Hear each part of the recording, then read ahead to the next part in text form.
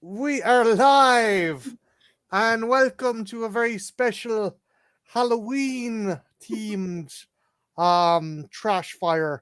Although Jen probably has more kind of Halloween stuff up than I do. Tonight we decided to watch Memorial Valley Massacre. Um this is an interesting one. Yeah, this is an interesting one for many reasons. It's one I'd like heard of, but I had never crossed it off my checklist. And now, thanks to you, I can put a big old check through it.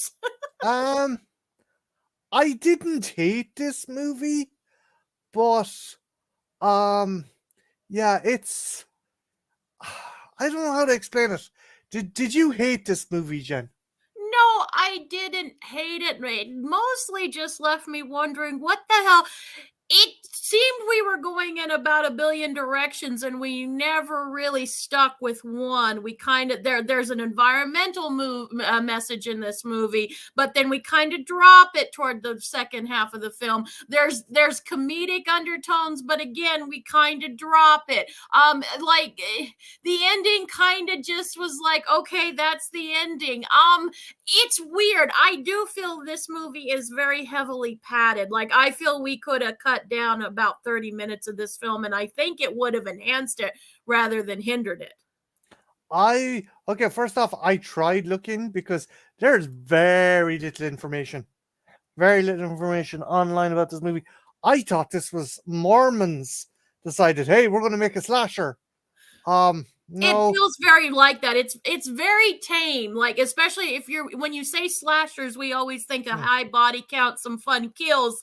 That's really not what this movie's about. We do have kills and we get more of them toward the end, but I think a lot of people who are here when you hear slashers are going to check out because the beginning of the movie we get a dead dog and one annoying, not kid but teen.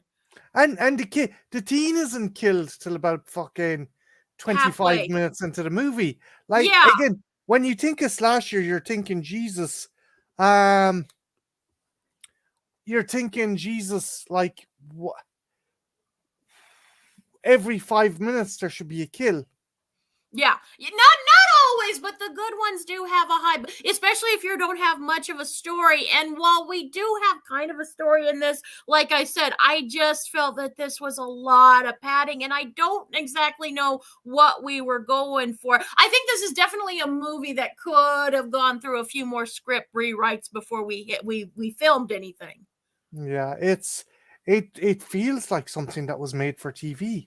It does. Did you ever find out who did it? You couldn't, right? I'll check again, but Jesus Christ, there is little to no information about this movie on I here. know this is sort of supposed to be an unofficial sleepaway camp movie. Like the Robert C. Hughes. I'm just checking.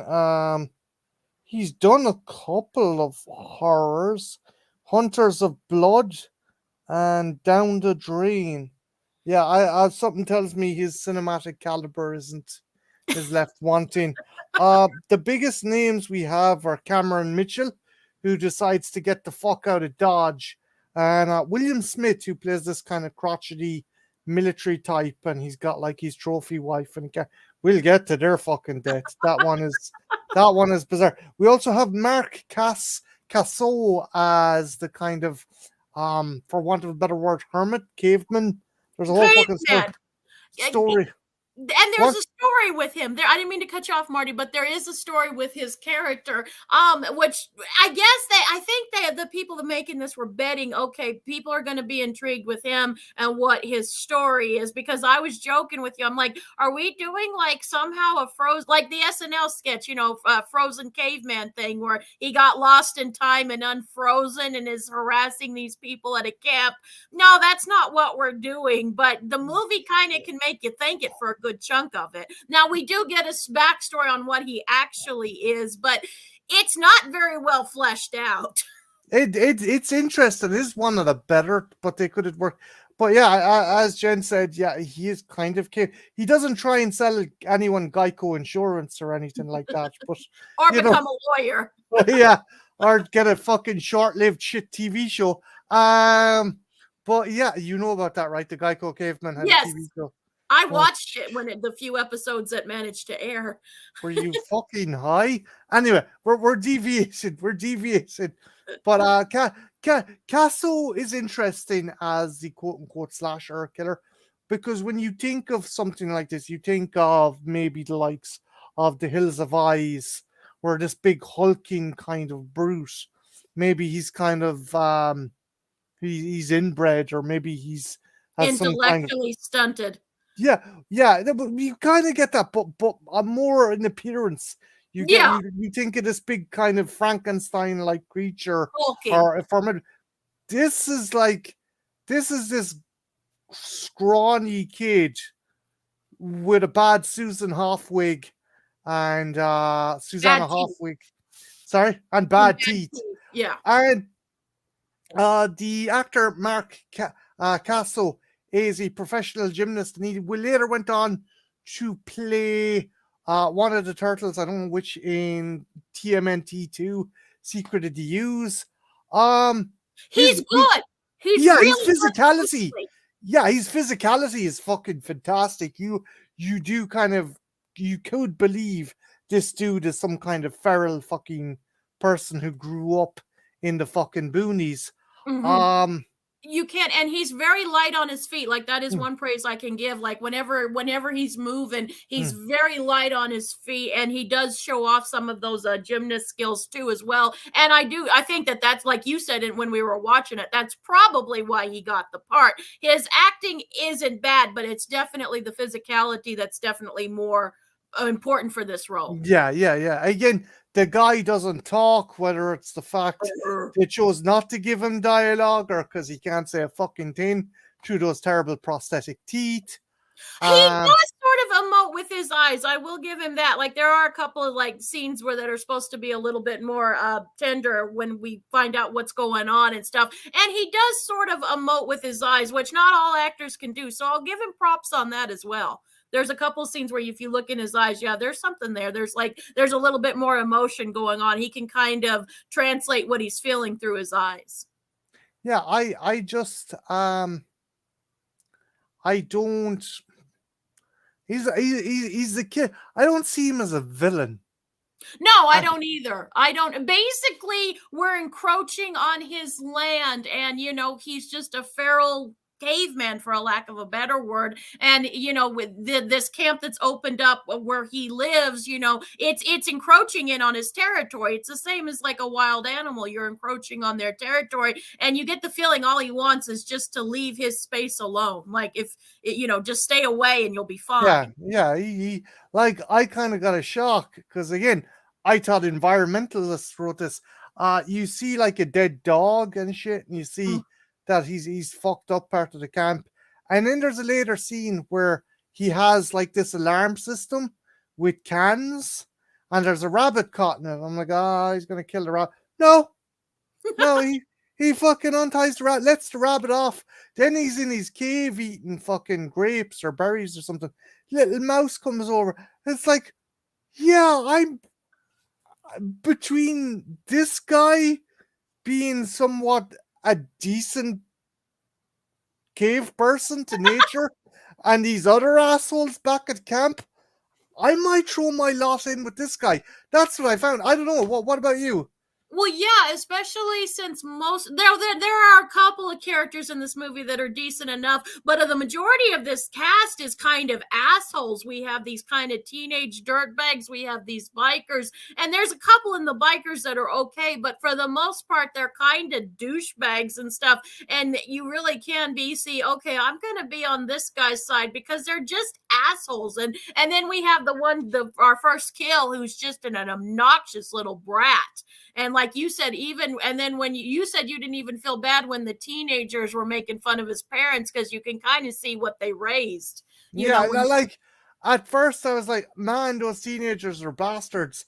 And we'll get on to the fucking teenagers because they were, I don't know what the fuck was going on. I don't know what kind of menage a trois fucking shit was going on there. Like, the, so basically there's this kind of, honestly got stereotypical holiday couple with like the woman with like Karen-esque woman with like big hair and a dress and jewelry, and her husband who's this fucking kind of dumpy looking fucking dude with the Hawaiian shirt and the fucking fishing hat and the big fucking mustache, and he's like, have you seen our son? Kind of And he's shit. very his personality is very dwarfed by his wife. You can see that the wife is wearing the pants of the family, and you can kind of understand why their son is a little bastard, because like she makes excuses, like he's like, you didn't steal. He finds a knife and he does and stuff, and he's like, you didn't. The father goes, you didn't steal that, and he goes, the mother goes, he doesn't do that anymore, and pats his head, and you can see, oh, this little kid's an entitled, spoiled little bastard, and the apple doesn't fall too far from the tree, and the father might be okay, but his personality is very much dwarfed by his overbearing wife's. Yeah, it's there is a kind of bombastic, kind of over the topness to these Mm-hmm. characters, which may kind of link it to Sleepaway Camp, because there's characters with a very, then again, 80s fucking slashers had those kind of characters. The bikers who were like, yeah, drinking beer and calling each other the F word and like fucking It what. reminded you of Friday the 13th. You said they remind you a little Yeah, bit of. the biker. Do you remember the bikers that fucking did in part 3 that Yes. kind of harassed the teens and that? They kind of felt like they were a bit more decent. Like they didn't try rape or murder anyone. They were skeezy, but they weren't like the guys like, his bike is still out there. Oh, kind of like these fuckers. Parts. Yeah, they're gonna go off and get the parts and stuff. So it's there was kind of the archetypal kind of characters, over the top character. Even as you said, even the quote unquote teenager fucking dude was probably in his 20s, and he's like, oh, I want to start up my bike, and David, who's the kind of son of the dude who funds the camp, played by Cameron Mitchell, who had the good fucking sense to leave within the first 3 minutes of this movie. Well, Uh, that's what he was kind of known for. What they even called him Cameo, right? That's Cameo Mitchell. It's yeah. like, hey, where's sign the check? Sign the check. I'll Ah, show up for a few minutes. I was bummed that he wasn't in more of this, because Cameron Mitchell's a brilliant fucker. I'm gonna go into a spiel here. I won't, and I'm not even gonna apologize. Cameron Mitchell just fucking he on the set of one of the movies he refused to stand, so his character just sat down the whole fucking time, and it they obviously worked it into the plot, but he just had lads carrying him around in a fucking lawn chair for the majority of the movie. And it's like, what the fuck? Yeah, Cameron Mitchell is no stranger to us as well. He was in Raw Force as the captain and stuff, and he's I he's remembered him. he's a fun actor. And if you're a fan of Red Letter Media, he loves screaming and cursing. Close the fucking doors! Just an entire movie. We'll close the fucking. But yeah, he gets the fuck out of Dodge. He the check cleared, so he's gone. Um, then Basically, you then you get the kind of park ranger George, played by John Kerry. Now here's the fucking thing. I almost made a massively tactical error with this. I was like, John Kerry. Why is that name ring a bell? Oh, he's the US envoy to fucking that not had not an that affair on his dying wife. not that John Kerry, but it would have been fantastic if that had been the John Kerry that was in this movie. It would have given a whole different level to this film. I'm here looking for my illegitimate son in the woods. I could actually see them writing that. Actually, that would have made the movie. Yeah, 10 out of 10, maybe. Well, that is kind of the plot. Well, we think that's the plot. Yeah, It has a good idea, but it doesn't know. Are we going with this? Are we not going with this? So, George, played by not the US envoy John Kerry, another one. the other John Kerry. It turns out we find out from the kind of camp custodian that his son he came back from Vietnam, and he married into wealth, and his son was kidnapped, and it was supposed to be like a trade for the ransom in the forest, and the FBI and the cops turned up, and apparently the ransom handoff went to shit, and his son was never found. And because he was part of a special forces unit, he spent the last 20 years trying to track his son down, and that's why he convinced Cameron Mitchell, "Oh, you're going to build a park here because and I'll run it for you and stuff." No, he's just spent the entire fucking time looking for his son. I think that's a compelling plot, but I don't know if it'd work. Yeah, I'm kind of in the same boat you are. It's a good idea, just not. We could have gone in a couple of different directions. This movie, again, I feel this movie is super bipolar. I feel like this movie just couldn't figure out what it wanted to do because it tries on so many different aspects and different genres, and none of them ever stick. And that's my problem. We do have a good idea buried in here. And my other big problem, again, it's just we have way too much padding. There's like a lot of things where characters are just kind of these long walking shots and things. And it's pretty to look at. Like, what the fuck was with that as well? I mean, I get it. Are they trying to emphasize they're in the forest, or were they literally killing time? I kind of feel that they were literally killing time, and I honestly think this is a hindrance to the movie. I think if we'd cut our runtime down a bit, it probably would have been more engaging. I feel like a lot of people who might be curious about this film might like turn it on and then turn it off before we even get to the halfway mark. And it actually, our better stuff doesn't happen till toward the end. I was adamant again, Jen. I was adamant that did you get a made for TV feel out of this? I did, because our kills, they're not bad, but they're sanitized. Yes, I think they're very sanitized for. I do too. I've seen rougher stuff back in that time on TV than some of the stuff in this movie. Actually, I've seen some movies that were a little bit more that were made for TV. Hell, Night of the Scarecrow went a little harder, and that was so. Yeah, it's like, what the fuck. It's not a bad movie. Like, if you just want to chill and like lay on the couch and just have kind of a really chill day, it's fine, but don't. And then the cover, like, I was looking at stuff before we got on, and like the cover of the movie makes you think, okay, this is going to be a bimbos, and because we got this bimbo on the cover, and she's and stuff, and you think it's going to be one of those kind of slashers, and those can be a lot of fun, but that ain't what this movie is. I think they were trying to market to a different thing, and I wonder, like, at the time, teenagers would be bored out of their minds with this movie. Oh yeah, again, like, I stuck with it for this quote unquote mystery, and I just want to know where the fuck this is going. I don't know if I was entertained or just more curious. It's like, where are we going with this? What the fuck?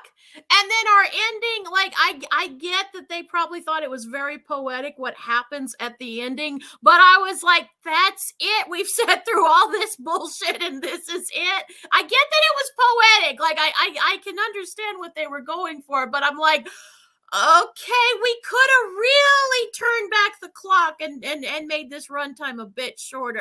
The runtime is really what kills it for me. And like I said, if you're gonna market it as a slasher, then give us a slasher. If you want to do some nuanced thing about a father trying to find his son who might have gone feral in a forest, go there, but don't turn this into a slasher, because they really didn't in the first place. The most disgusting scene in this movie is when they pull out the dead dog out of the drinking water. That was like, no, that wasn't the most disgusting for you. There is a scene I felt bad because I didn't realize this. A couple come out and oh my god, and there's snakes all over a picnic table. and Jen nearly lost her fucking life. I felt so bad. It's fine. But they didn't disgust me. They just kind of scared me, even though they were the kind of snakes. I can't remember what you call them, but they're harmless. They're not venomous or anything. But there was a shit ton of them on a fucking table, and I was like, "Did we really need this?" And was that a commentary for like the cave person to say, "Get out of my," in a Yeah. peaceful sort of way, to get out of my Hey, ecosystem? again, he doesn't attack anyone or kill anyone until he's provoked, and then he starts killing people. Mm-hmm. And again, even then, the kills, there's very sanitized kills. I know we've said this already, but there's scenes where like he's fucking challenging a dude with a spear, and the spear goes in, and it's just a close up of your man, his hands in the impact, but you don't see anything. Like you see the after effects of kills and stuff. Yeah. Like There's a pit and it's interesting, and it's something that I think I mentioned this to you. They did things similar in the Civil War. It's a Civil War trick and stuff, and like the one of the characters falls into a pit filled with sharpened sticks and stuff, and you see it and you can tell. Like, I know a lot of slasher movies. This isn't this movie's problem, and alone, but it is something. It just looks like red paint over them, basically. Where the stab wounds, and it doesn't look bad, but it looks very amateurish. yeah, again, like if you could have a hell of a lot more gory kill using a punji spike pit. Again, as Jen said, it was used during the Civil War and obviously Vietnam. Is this a Vietnam analogy? Well, two of our characters, or one, I'm not, no, the other one too. The two of our characters are ex-military in this, so yeah, you could the horrors of war that we don't really for all the good they did. I mean, one guy wasn't very fucking tactical. Sorry, apologies to the audience, and again, this is on me. This is on Jen. We're bouncing back and forth because this movie is just really. That's what the movie does. I mean, yeah, it's trying to give you the synopsis. Yeah, it's bizarre. Like, okay, so what happens is we encounter this fucking cave person, and we get the backstory that they may be the son of George, who was kidnapped and lost out in the woods. For the most part, he doesn't want to hurt anyone, doesn't want to kill anyone. And then the dipshit teenager on the bike falls off, and he goes over to him to like just fucking see what the story is. And your man cuts him with a knife, and then he fucking breaks his neck, which causes blood to come out of his mouth. I don't know that bothered you. One of a very long list. But yeah, and then later on, it's like, oh, you have a bunch of the other asshole teens. They're like, your one goes into the tent, and she's like, oh, you guys got to stay outside. And it's like, it was just weird. Again, to me, it felt like they were just padding out the movie. Also, this movie loves to showcase women's nipples. Now, you don't see the whole nipple, but they love to have girls in t-shirts and with wet t-shirts. And there's fuck all nudity. Yes, that's as close as you're gonna get. Like Wendy and her two asshole friends. I'm like, two guys go off with one chick into the woods. They were either planning to do something to her, or the creator of the movie was like, oh, can't have two guys alone in a tent. That might seem gay. Better put this. And instead of making two guys look, it makes them look like date rapists. It does, because you would think, wouldn't there be a friend with her or something? Yeah, double date or something. No, but she's just here with these two guys, and these people are all obnoxious. So I was sus about their intentions from the get-go. But she lets them in and goes, oh, are you guys mad? Maybe there's something I can do to make it up. No, we're not mad. Let's just go to sleep. And I'm like, what? Because any teenage boy would say that. Yeah, let's just go to sleep. It's like, what the fuck? And then a bear turns up.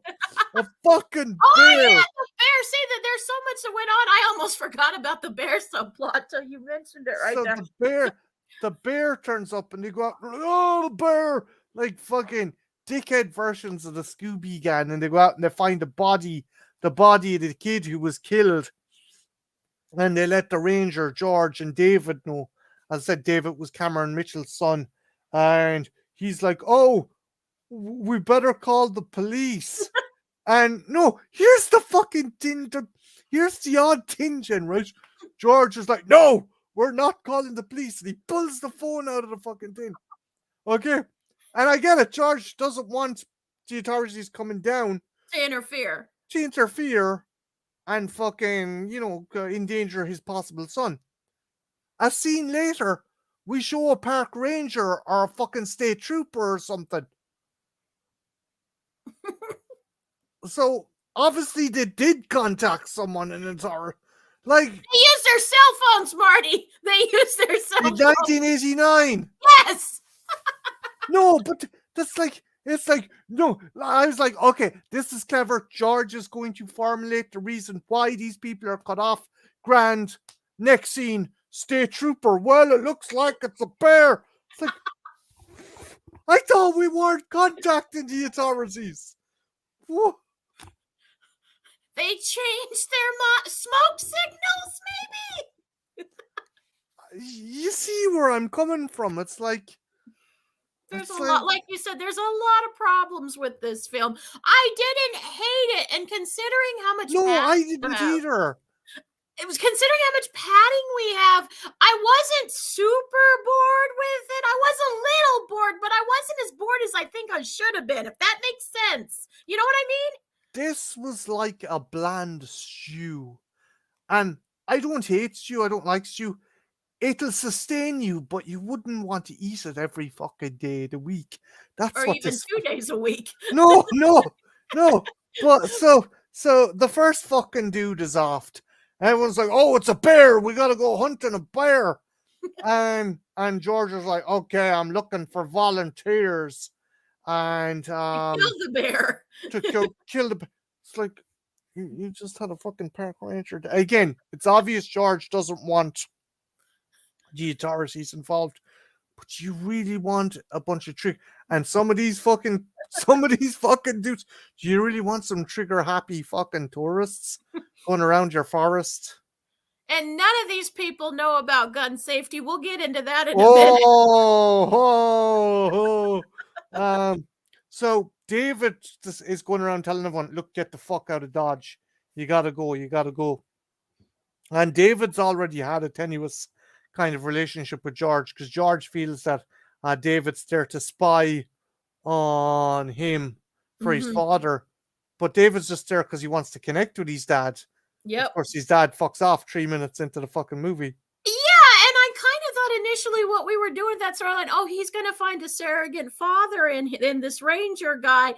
Yes and no, not really. Not really, but that's kind of what I'm thinking we were setting up, and that would have also been kind of interesting, especially since he lost his son. 2 people who kind of lost each other, find each other a surrogate. You could do something with that, right? It doesn't, though. It doesn't, but I kind of thought it for a minute that's where we were going here.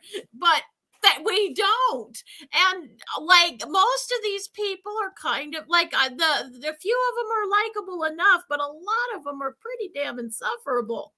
Yeah, like there's the general and his fucking general or major or something, played by your man Smith. I forget the actor's name. He's a kind of cult actor as well. Like Mitchell, he's in an RV with his wife, and he's like, "Yeah, I was in I respect you and stuff. I'll come out hunting." And he's there with his fucking plastic wife, who has one tit going fucking west and another tit going fucking south.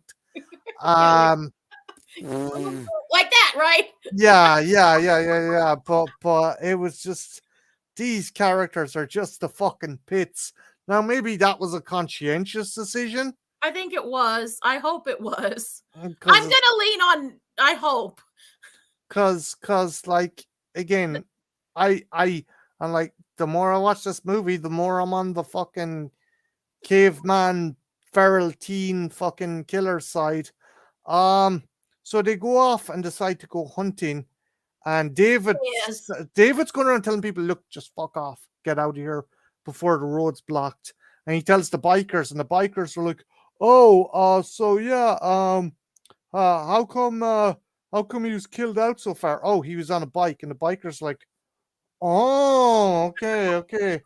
And David goes off anyway. I'm going hunting with George and the rest of them. And the biker's like, we best go looking as well. And they're like, for what? Because if the bike's out there, we could sell it for parts. And it's like, okay, so the fucking two of the six bikers. There's three girls, three guys. Two of them decide to go off. Fucking wannabe Fonzie and the white supremacist looking lad. They go off and they start making fun of the black dude who's in the group because he doesn't want to go. He's got a shred of fucking common sense, like, you know. And the most likable one of the biker characters. Yeah. So he goes off and they go off anyway and they start fucking picking up a trail. Meanwhile, the other group is off hunting and those two fucking Nimrods, Wendy's boyfriends, like they, here, babe, we'll leave you a rifle. We're going to go hunting. And the scene shows, the scene is like them going boom, boom, boom, boom, boom, boom, boom, boom, like fucking, you know, when you were 6 or 7 and you had a plastic machine gun, you're going boom, boom, boom, and they're waving shotguns and rifles around, making this noise. Are they reprimanded for doing that? No, they're not. No, they're not. Also, please, please. And then later on, when you see the other character running through the forest with the gun, because you just great gun safety there. And I know this movie isn't going for realism necessarily, but still, it's just cringy. And also, again, too long of a scene, too damn long of a scene. Well, we'll get to that scene because that was squandered potential, but we get to that scene. So the bikers find a cave. Now, again, my theory, and this is never explained, but I think it's maybe, you know, leave it up to the audience to make up your own mind. We find the lair of the caveman, and there's all trinkets belong to a child. So it's like, yeah, fairly sure there's George's thing, and there's a newspaper clipping. Kidnap boy, yeah. Kidnap boy, and then there's a corpse. So my theory is the kidnapper knew he was double crossed, fled into the woods with the child, hid out in the cave, and died. Yeah, but it kind of doesn't explain it very well because, like, the body, and again, maybe they just thought it would look cool, but the skeletal remains. And I also wondered, where did he get candles from? Because there's these little candles Tea around. lights, yeah. Yeah, like tea lights. And I'm like, I guess he could have made them, but, you know, I was a little perplexed by that. And it was like very much ceremonial and laid out like someone like this person meant something to the kids. So, like, but the movie doesn't really explain. You wouldn't think that a kidnapper would mean that much to the kidnappee. I get Stockholm syndrome, but we don't get any sort of, you know, there's just nothing. I feel like it just looks cool. Like, it looks cool. Like, yeah, the issue is as well, there's two things to take into account. One, George has a picture of him, his wife, and his son in the desk, and the kid looks about 7 or 8. Mm-hmm. And yeah, which like, is another problem. Yeah, because you would not, a 7 or 8-year-old wouldn't revert to that, even if there was an adult with them. No, they might regress a wee bit, but not to that level. I don't think to that level. No, he'd get this character has gone full George of the Jungle, so it's like it could. I guess you could argue trauma does things to some people, so maybe. But realistically, I think, you know, he might have gone somewhat feral, but I think he would. And then there's a scene later on where he knows how to drive. Yeah, that not only drive, he knows what exact parts to take out of a car. To take out of a car or a gas line to cut. We'll get to the fucking gas line, babe. We'll get to the fucking gas line. So the two bikers find the lair, and one of the guys is like, hey, I got a skull. I'm going to show this to my buddies at the bowling club. Why? Jen, I'm not American. Can you explain that part of bowling culture?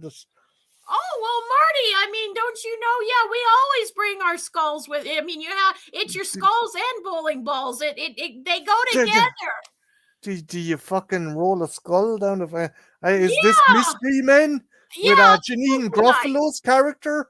Is he Yeah. gonna fucking put the fucking skull in an amber jar or an amber fucking?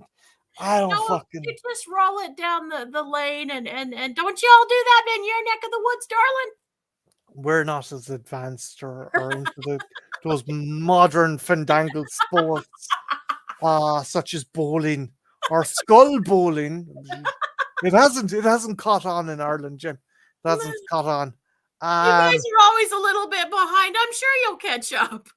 yeah, I'm like, what bowling club? What the fuck? Do Americans bring pieces of desecrated corpses around you? Hey, guess what Marty, I would it found? really surprise you if we did? Would it Guess really? Guess what I found in that cemetery back there? Hey, Grandma's back. Guys will think this is so cool. At the bowling club. Yeah, wait till the guys see this. Fuck. I didn't see what they'd bring to a fucking ping pong tournament. Anyway, testicles. Or a potluck dinner. Fucking, but yeah, the fucking caveman arrives back, dispatches fucking wannabe Fonzie fairly quickly, and chases the other fucking dude with the skull. The guy's like gives the skull back, but the caveman is like fuck that, and chases him into the fucking punji trap. And again, a sanitary kill. The kill with Fonzie, there's a bit of blood. Yeah, Like, but it and looks very amateurish. yeah, as you said, it looks like red paint. It kind of reminds me of something you'd see in like a haunted house, like some Mm, neighborhood who did like a little haunted house for kids. That's kind of what it reminded me of. yeah, like there's two impressive scenes in this. Yeah, But they're kills. impressive. No, I think they're impressive. They No, don't make any fucking sense. One of them makes not a shred of fucking sense. The other one I thought was cool, as far as kills go, but the second one I think was way more interesting than this film deserved. But yeah, again, the kills are just fucking sanitized and stuff, and it's like, yeah. oh, They have absolutely no bite whatsoever, no things. And again, if you're marketing this as a slasher, the slasher people are probably tuned out 30 minutes ago, like, for the movie. They've just like, okay, let's see what else is on, because this isn't what we're here for. it's like turning on a porno and just spending 35 minutes of watching a couple hold hands. It's like, No, maybe I no, really it gets to the point. It gets to the point. Maybe someone starts massaging someone's shoulders, but that's what it felt like. Um, so fucking the biker fucking chodes are dispatched, and George and the crew find a camp, and they're like, "Oh fuck, what the fuck?" And David's like, "You knew about this, you bastard! You knew about this." And he's like, "Yeah, baby, but it could be my son." And they're like, "We better go back to camp and warn the others." So they go back, and they before they go back, they send one of the fucking douchebags from the quintet of douchebags, Wendy's two boyfriends. I can only remember Wendy. Can you remember those other two fucking I knucklehead don't think they friends? got I'm sure they did, but I don't remember either, darling. I don't remember either. And we just watched the thing. I don't remember her referring them to as anything. One thing made me fucking internally chuckle, and Jen pointed out. Fucking George turns to one of the chodes and goes, "Are you fast?" And he's like, "At running?" It's like, That annoyed me. I'm like, what else would they mean? And then Marty said it fucking, and I'm thinking, yeah, well, but no. how quick can you suck me off, son? This really isn't the time, place, or movie for this, sir. But At least so buy me a drink first.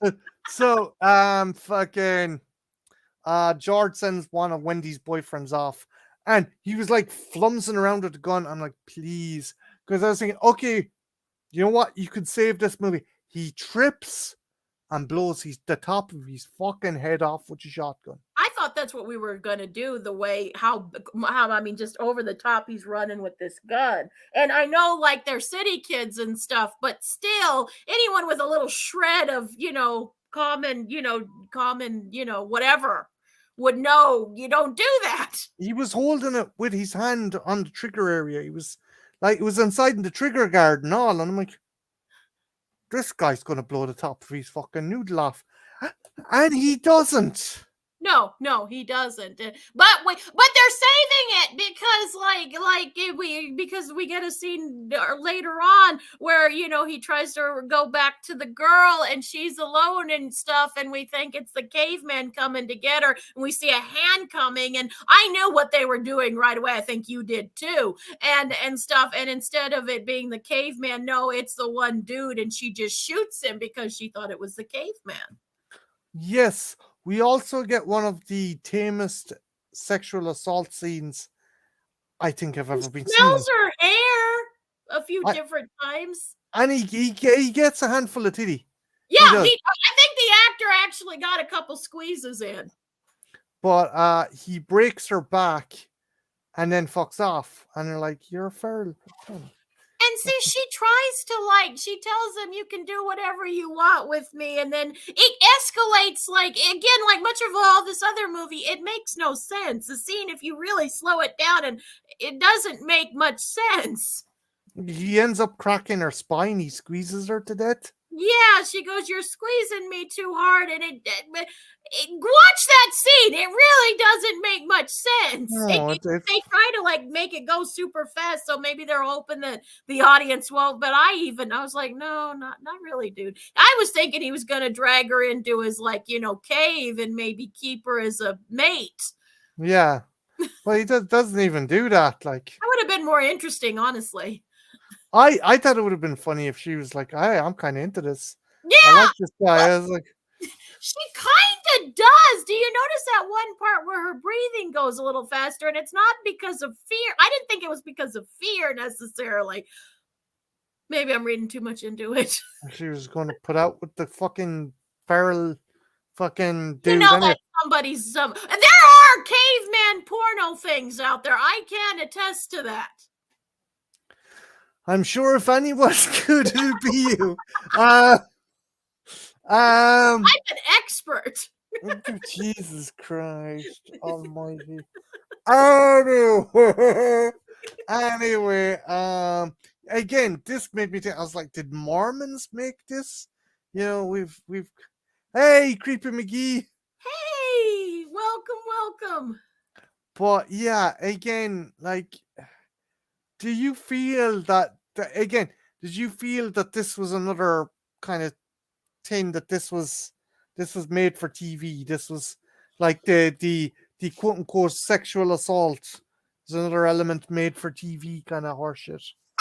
It could have been, or I don't see, again, I don't know what the fuck this movie's trying to say. And I would almost agree with you and think it was a Mormon thing, but then I think the Mormons, because there's a couple of times, you can see him grabbing, or maybe that was just the actor, maybe he didn't get paid very well, and he's like, I'm gonna make the best out of this situation anyway. But because you can see him grab it, and you would think Mark Casco got a fucking Mark Casco is now on trial for fucking sexual fucking deviancy. If you're alive, dude, we're joking. Seriously, we think you're the best part of this movie. Yeah, we do. But although I do think his father is pretty interesting. The movie doesn't exactly handle it the best, but that could have been. This is a movie that's very much missed potential. You could have. Oh yeah, avenues you could have gone down. Yeah, again, the backstory of the fucking, is this his feral child?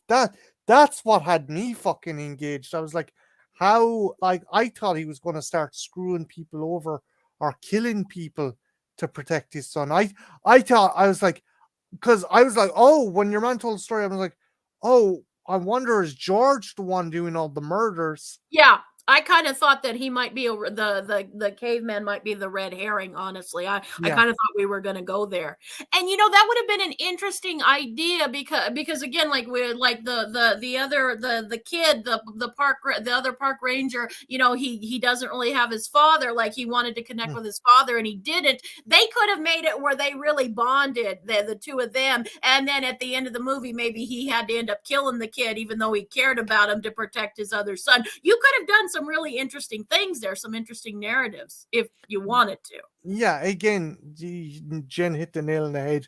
This movie is squandered potential. It is watered down, sanitized, squandered potential that I felt was made just for the. I mean, that padding as well. You're like, oh, cool. How many commercial breaks can we fit in without having to fucking put a kind of, that thing where they put in a scene cut that goes to black because that's Yeah. where you put the commercials in. I was like, okay, this is they're dragging this out because they can put the fucking commercials in here, but apparently not. Again, I can't find. There's nothing to say that this is made for TV, but there's also nothing to say that it wasn't made for TV. It would have been very much at home, but again, I've even seen more made for TV stuff that's gone harder from Yeah, that as you said, period. Dark Knight of the Scarecrow. That fucking Mm-hmm. that's pretty vicious. Um, like, who is this made for? I don't know because again, so many tones and stuff, and that could be fun. Like going back to the last Trashfire we had, we went in many different directions with that, and it worked, and it was a lot of fun. This, if they're going for a fun element, they drop it halfway through the movie. I just feel like, and then they market it as a slasher. It really isn't. To be No, fair, our body count does go higher the longer we go, but but when you think of a slasher, as I was saying earlier on, you think of a slasher, the system has to be the doctrine of a slasher is every 10 minutes you yeah. gotta have a kill. Yeah. Or But and this, a good kill, an interesting yeah, kill. yeah, there is so fucking Wendy's killed. The remaining fucking knucklehead tries to warn the military dude and his wife in the caravan. He gets iced, and we see the caveman cutting the gas line Which on again, the. if he's feral, how would he know to do that? Yeah, yeah. How the fuck would he know that? He's cutting the gas line on the RV, right? Okay, okay, This one bothered you. okay. So, like, cuts the gas line on the RV, and you have the military dude talking to his girlfriend. He goes, "Oh, it's fucking losers, they're bastards. We're safe as houses in here. I'm armed to the teeth." And Because the RV is soundproof, Marty. That's yeah, what makes it safe. said the RV is soundproof. Um, it's also good at fucking somehow condensing the gas into an odorless substance. Well, odorless enough. She What? does before the big boom happens. Spoilers, guys, but before the big boom happens, she goes, "Do you smell gas?" And then he gets his panic look on his face and Because he was lighting a cigarette. But yeah, because here's she's the gonna make a thing. mistake. Here's the fucking thing, right? The RV goes up like the 4th of July.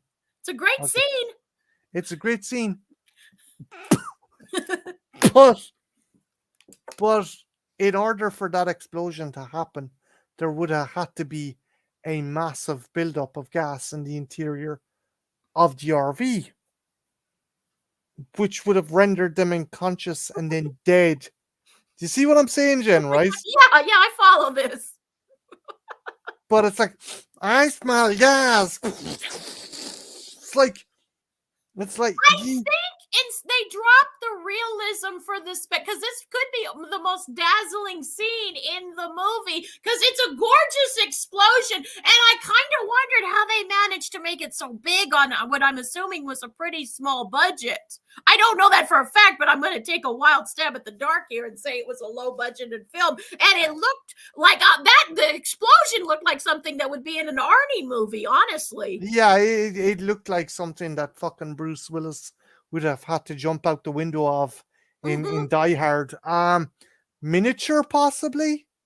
I don't. You'd know more about that than I would. Did it look like that to it? Didn't look like that to me, but No, it didn't look like that to me. Is maybe they got a fucking shitty RV and put TNT inside it. Um, I was just like, yeah, if there's that much fucking, if there was that much gas to make that explosion, they would have passed out and died from fucking gas inhalation well before that would have happened. So we're down to our last handful of survivors, and they decide to make their stand in the kind of main ranger station, yeah, and it's just where they build a fire on the porch, and they pull up park benches and stuff, and they're like, oh, we kumbaya. got yeah, we got enough fuel in the generator last night. And George is just giving up the ghost. He's drank an entire fucking shoulder of Jack, and he's like, hey, everyone, if you want to know what happened, ask the guy in charge here. And he starts giving David shit, and David's like, look, man, you know what's going on. You gotta help us. Nah, and he just sits in these hole drinking fucking Jack Daniels. And Is then this a movie about alcoholism? well, one of the biker bimbos decides to walk off into the woods, and like again, Like you despite do. wearing the shortest pair of short shorts, I think I think our feral kind of caveman has given up any illusions of wanting to rape any woman.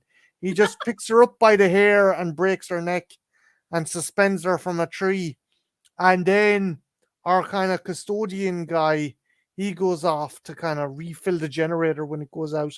And again, another fucking cool scene.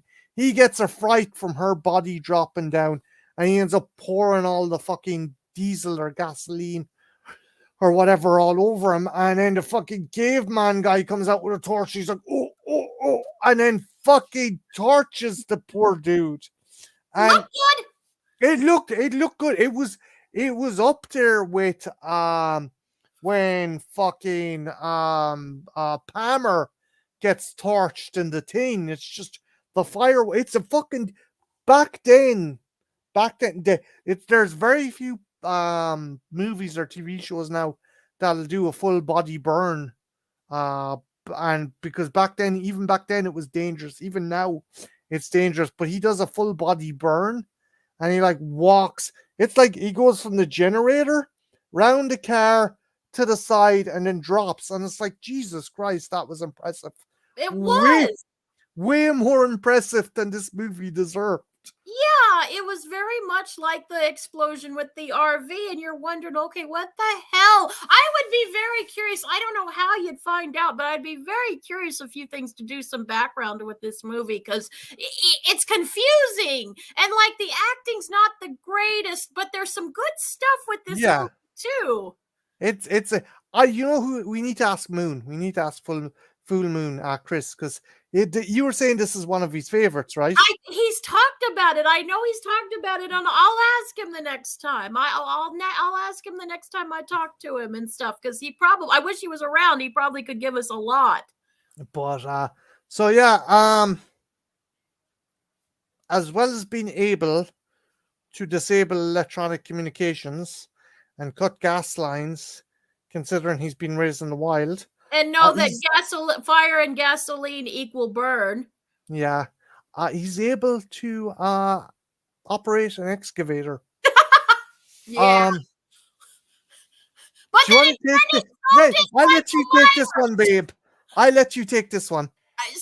see, but then I was thinking, oh, fucking blow me movie. But then I thought, okay, but in fairness, so did Michael Myers know how to drive a car. I mean, this has happened in a few movies, but I was like, and maybe it's not that hard. I mean, maybe, he was a smart feral person, so vroom, vroom.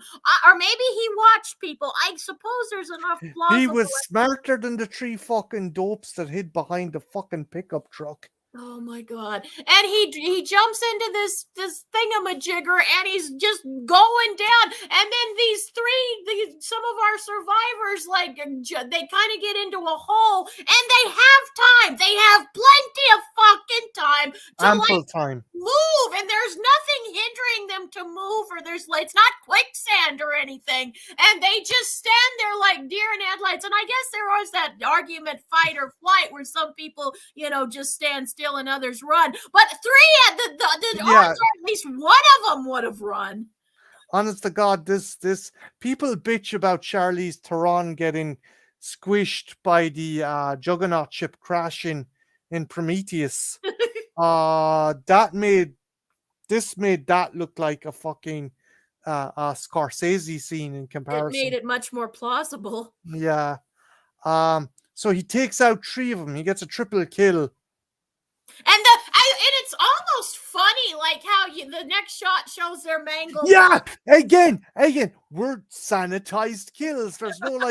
There's no fucking truck rolling over body parts or someone it's squashing me, or it's just like truck tips over and mannequins with blood, basically. But it's not even that. You see the fucking truck tip. Here's the fucking thing that I loved that I meant to point out to you. The truck tips over, rolls, comes to a stop, stops rolling. There is no one in that scene. There's not a mannequin in that scene. The vehicle doesn't touch a single human being or human shape in that scene where it's rolling down the hill.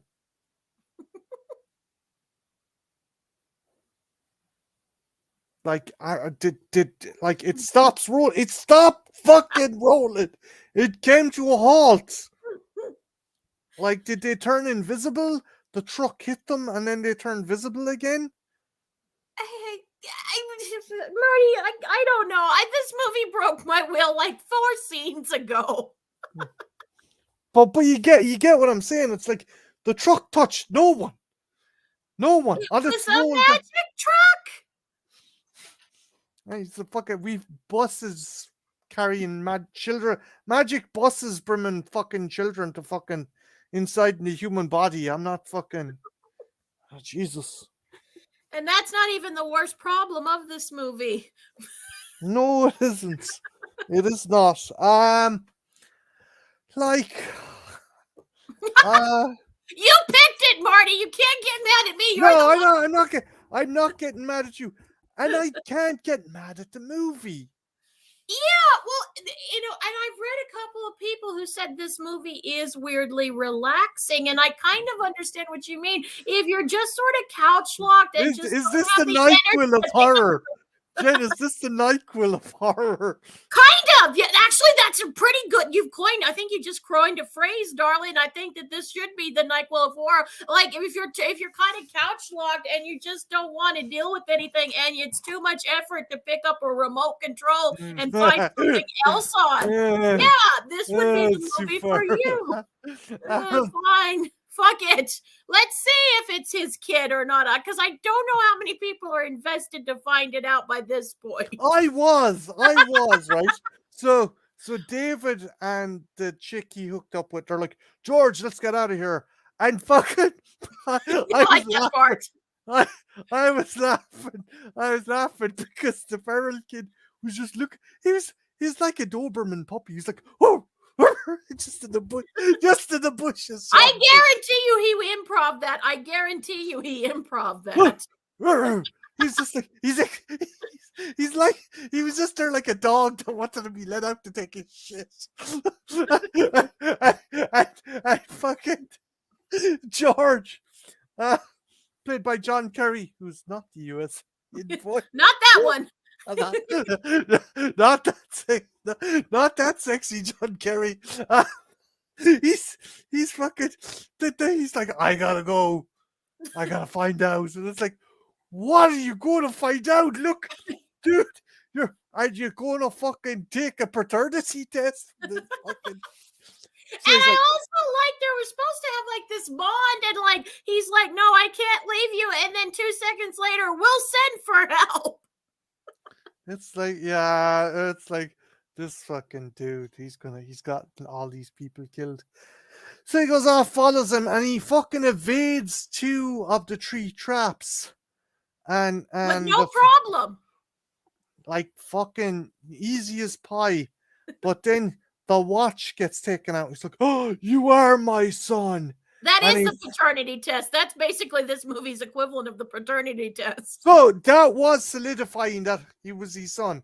Yeah, I that's how I took it. I could be wrong, but that's how I interpreted it, darling. Because the other thing could be is like, oh, I'm giving you your watch back. It's like, I think it was the way I interpreted it is that yeah, that daddy. but Daddy gets spiked by a fucking log, a And spiked you log can trap. see the regret, like again, to give the actor a little bit of credit and stuff. You can see, and he kind of tries to warn him, and then and then he gives him the No. watch when he's spiked on. That's probably the most gruesome scene in the movie, I Yeah, guess. Gruesome.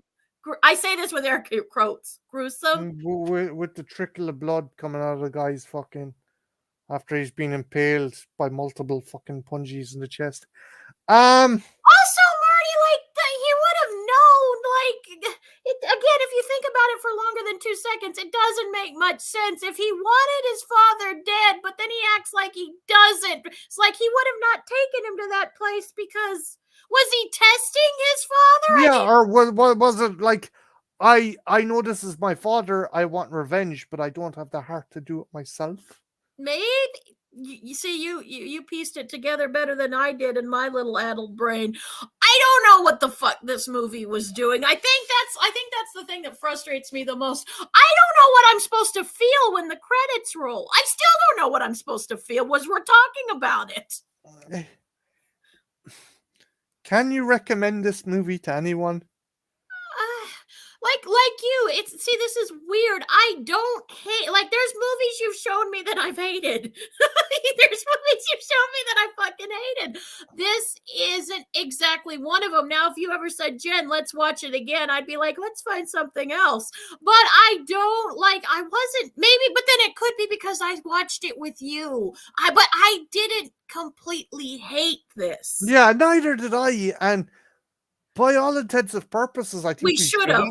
Yeah, we really should have, which is perplexing. Someone said it that this has kind of a relaxing vibe. So, like, if you just and if you're doing something, I guess was that a YouTube comment? Yeah, that was Yeah, someone. wait, when there's a YouTube comment, an old YouTube comment on a video that's thrown out into the ether, and that makes sense, you know that something's amiss with this fucking movie.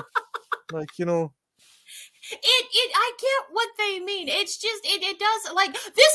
I guess I can recommend it if you want to check it off your list and you've got other things to do. Like say you're doing something, you know, you can kind of look up and not miss much. It might even enhance if you don't give it so much attention. I think this movie's actually better if you don't give it as much attention. Like you're full of. This isn't one of those movies you need to have like be rapturous on your eyes rapturous on the screen. You know what I mean?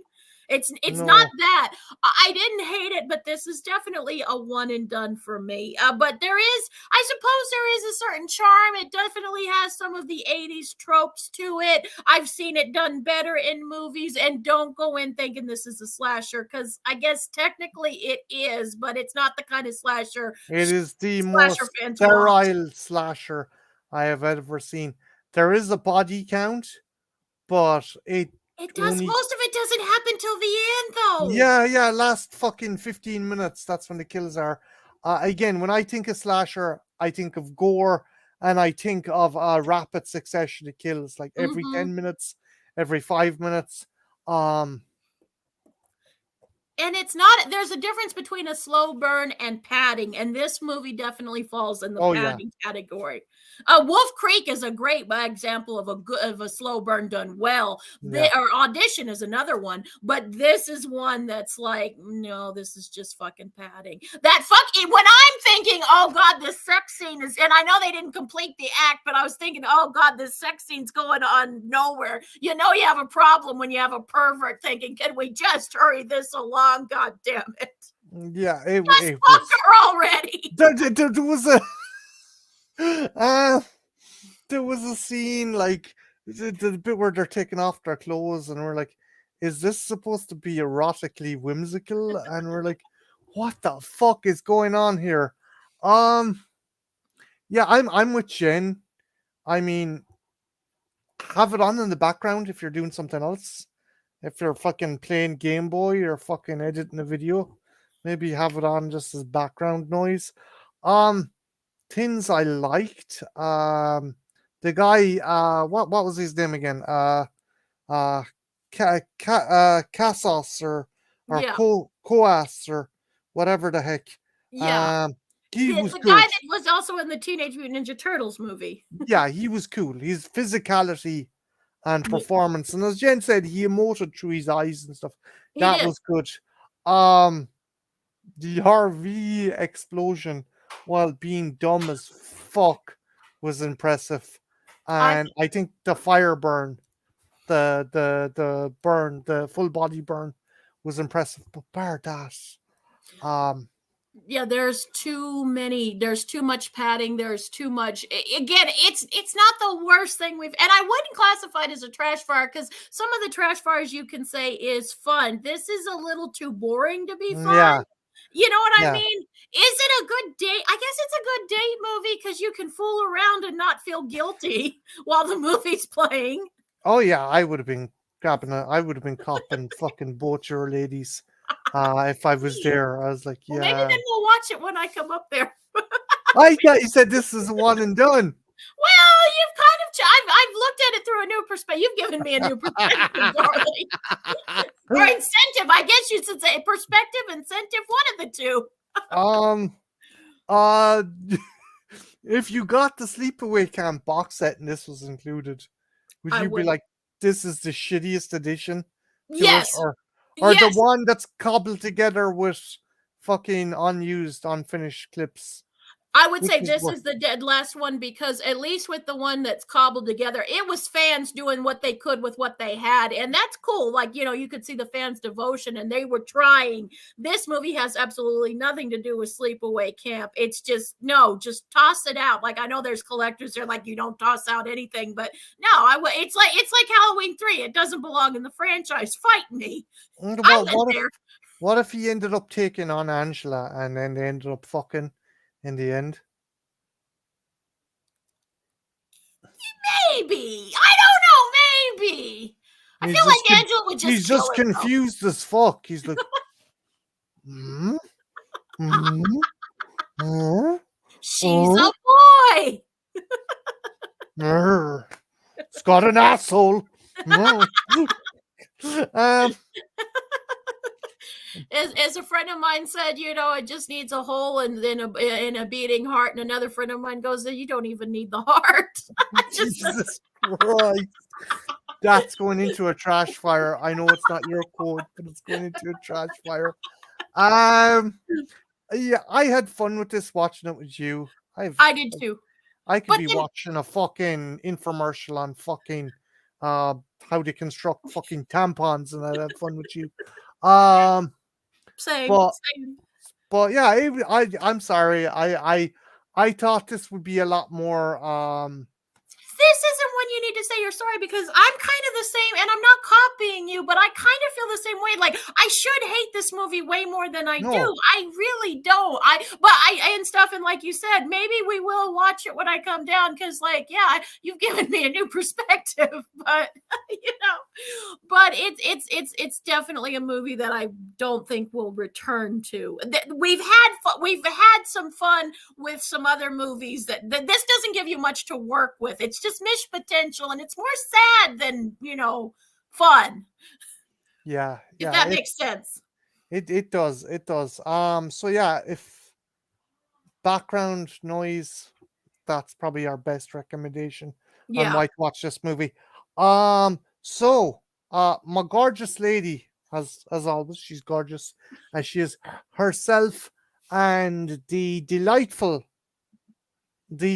offspring of her loins or my loins or whoever's loins. Our loins. Our loins. Fuck shit. No, Sparky. They are doing their 31 days of horror. Mm-hmm. And today I think you have Sleepy Hollow up, right? Yeah, we do, and we have a very interesting discussion because, like, just like I think I mentioned this in the video, Christian and I have very different opinions of this movie. I have very different opinions of most people with this movie, so it's an interesting discussion if you want to tune in. And I know a lot of people like to watch that movie anyway because it's spooky season. So yeah, yeah. I'm just glad Christian didn't watch it with us, because when that bear turned up, God knows what it might have happened. Anywho, Completely different move. Insert the Christopher Walken in now. Bears. uh, Bear talk. For those of you who haven't seen the video yet, this no, will no, not well, no, spoiler. Go watch the review. Go watch the review.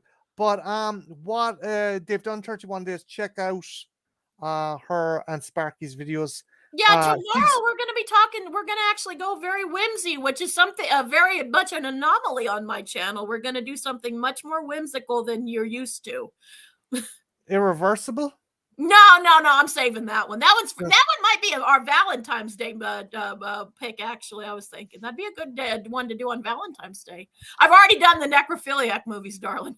You didn't wait. We could do. Okay, no, actually, there is one. Jeez, I had to open my fucking mouth. Actually, there is another necrophilia movie that I haven't got around to yet. That could be our Valentine's Day. Actually, it's from Mexico, and people who know will know.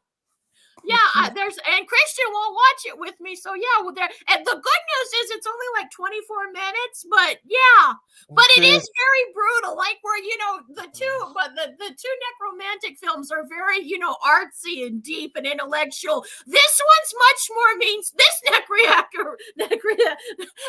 necrophilia movie is much more mean spirited, darling. So yeah, we'll watch that. We'll watch that. Well, we know what we're doing for Valentine's Day. I feel bad. You seem to be sad that I didn't, wait for the other two. My big fucking mouth. Anywho, what are you doing, darling? I am doing my hidden gems today. I had a quick review of Neil Marshall's The Reckoning, which is basically Witchfinder General if you crossed it with Underworld.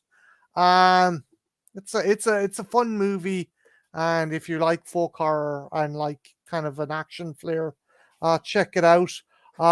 What else? I'm going to be live on Halloween night discussing werewolf movies. Hopefully Jen will be able to participate. If not, she and Sparky will be on later on Hallows Eve. And if we're not too late, you're welcome to join us. You always know that. I know. Is there anything else you want to plug?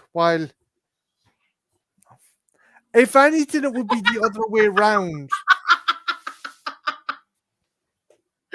That's too easy. I'll leave it alone. I'll take the high road.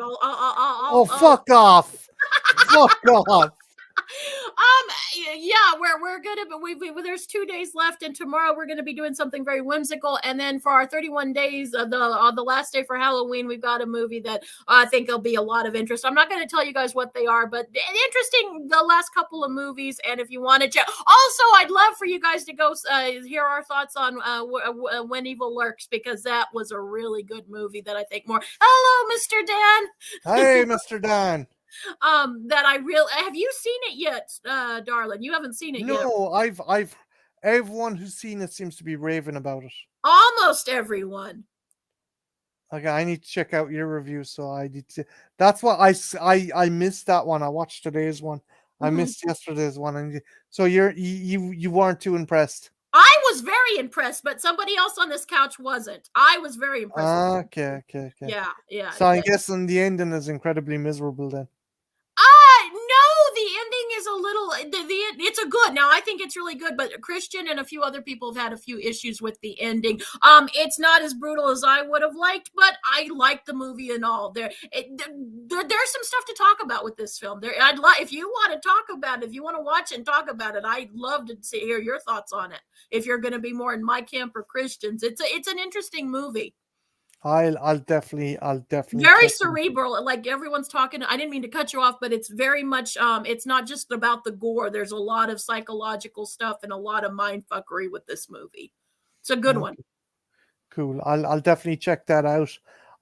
Is there anything else that we anything else coming up, or we'll have, I guess, the next Trashfire I'll get to pick, right?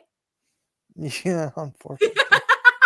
I don't know what that is, but We might pause the trash fire. Actually, there might be a movie or two that we might do a serious discussion. Yeah, no. We believe it or not, folks, we just don't talk about fucking tits and pegging and necrophilia. We Despite do. how much I beg Marty that that's all we should be talking about.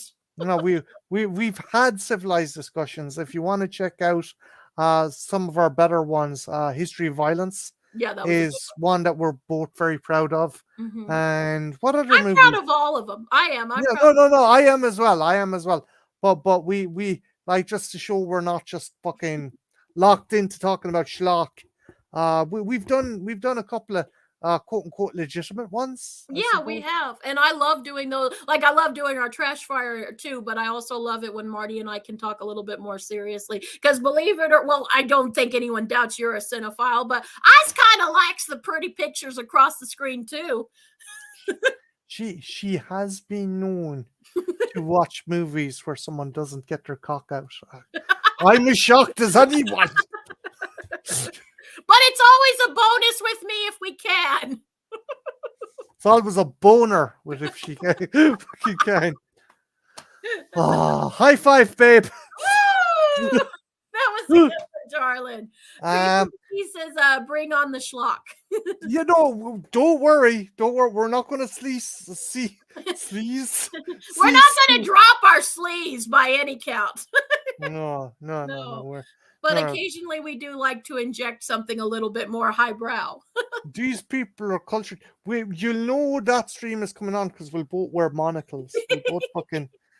What? I like 2 monocles. This is where a pair of fucking glasses. That would be something I would do, come to think of it. But yeah.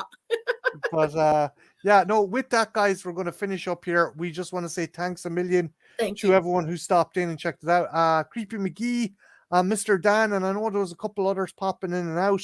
Yeah. Thanks a million for stopping in.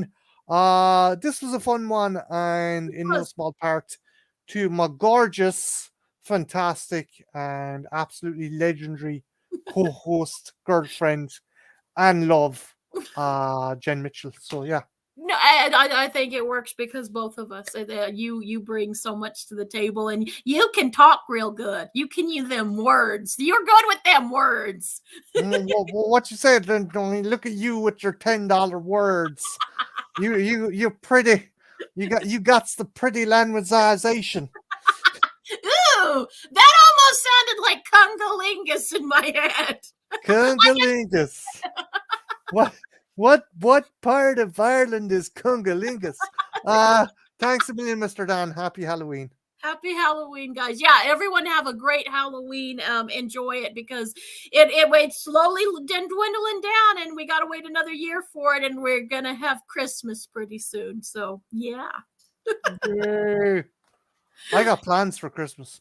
Oh, it's not another Star Wars thing, is it? Because I can't. I need a few years.